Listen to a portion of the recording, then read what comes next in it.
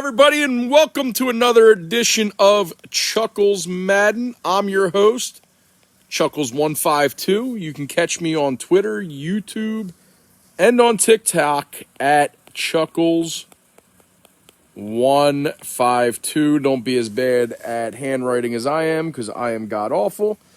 But today, what we are going to do is we are going to break down the Eagles' schedule. I'm not going to do this in straight order because I think that will lead to a different answer. There is 17 games.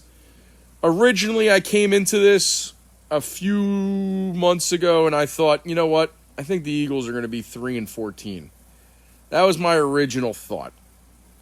I'm coming off of that a little bit, seeing the schedule, knowing who they have ahead of them. I'm going to go in and we're going to do this in a couple of tiers. We're going to go first with the absolute victories. The ones that I'm going to tell you right now, they lose, I am going to be all sorts of pissed off. I told myself before the season I wasn't going to get angry at any wins and losses this year. Just expecting a 3-14 year. But no, I will be pissed off with a bunch of these games if they lose. We're going to start with the first one. The Jets, that's a W. I don't care. That they better beat the Jets. The Broncos, that's a W. The Lions, that's a W. It better be. Now, we're going to go to the division next. I usually like to think the Eagles will go 3-3 or 4-2 in the division. But I honestly think this year they might even do a little bit better than normal. They're going to lose to the Dallas Cowboys on the last day game of the season. They're going to beat Washington the first time. They're going to lose to New York the first time. They're going to come back and beat New York. They're going to come back and beat Washington, in my opinion. And they are going to beat the Dallas Cowboys in the start of the season without Dak Prescott. That's my reasoning. They don't have Dak Prescott. The Giants aren't as good as they think they are. They're going to win the first one because they're still really pissed off with the Eagles. It's going to be a really emotional game. But they're going to come out firing against the Eagles. I'd like to say I'm a homer, but I don't even feel like I am. And I got them winning 1, 2, 3, 4, 5, 6, 7 right now. And I don't think I'm a homer. I think that those games, that's what we should be looking at. Now, I'm going to tell you the absolute losses. They are going to lose to the San Francisco 49ers. They are going to lose to the Kansas City Chiefs. They're going to lose to the Buccaneers. They are going to lose guaranteed to... I wouldn't even say the Oakland Raiders are a guaranteed loss. It leaves you basically with the Saints, who are looking pitiful at quarterback. The Chargers, who weren't that good last year, I feel like they're going to have a much better defense this year. The Raiders, the Panthers, and the Atlanta Falcons.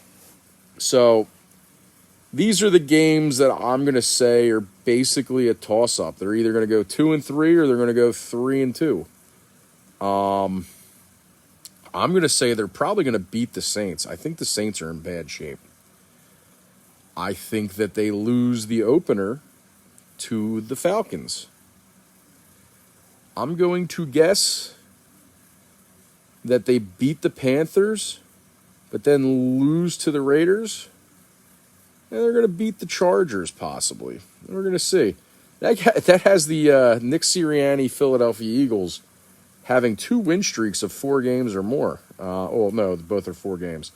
So right now, if that is how things go, I got the Philadelphia Eagles going 1, 2, 3, 4, 5, 6, 7, 10, and 7. I didn't see that before the season. Just recently, I started going to the side that I think that the Eagles were going to win between 8 and 10 games because I've been looking at that schedule. Again, not the strongest schedule. The Eagles did take fourth place last year in the division, so I mean, yeah, they're going to have a weaker schedule than their counterparts. I think it's conducive to them making the playoffs, actually. It has been a first-year Eagles head coach thing to do, is to make the playoffs outside of Andy Reid. Andy Reid did not make the playoffs, and neither did Doug Peterson. But as you can see, I mean, there's wins to be had. Easily wins to be had. I mean, even some of these losses I don't think are etched in stone. I don't even know if the 49ers loss is etched in stone. I'm going to go like this. So we're just etched in stone losses real quick. You're going to lose one each to your division rivals there. I think you sweep Washington. I think they're in really bad shape. You're going to have a guaranteed loss against the returning Super Bowl losers. You're going to have a guaranteed loss against the San Francisco 49ers. Those are guaranteed. Outside of that, and the Super Bowl champions. I'm sorry, I missed them. So you're going to have those 5 losses at least. From there, I mean, these are all winnable games. The Atlanta Falcons are not some super stud team. 49ers are going to come back with Garoppolo. They're going to look good. The Cowboys, especially without Dak Prescott, they're going to be awful. I don't even know who the quarterback is in Carolina. Does anybody know? Is it Teddy still? I have no idea. I don't pay attention. Derek Carr, I mean, I thought he was going to be an all-pro perennially. He's not.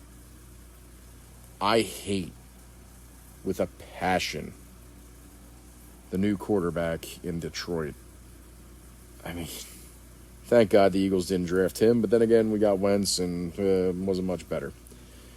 I do think the Chargers are on the cusp of developing a very solid squad. I don't think the Broncos are. I think John Elway has failed miserably there since winning a Super Bowl. I mean, then again, if you won a Super Bowl, are you failing? Probably not.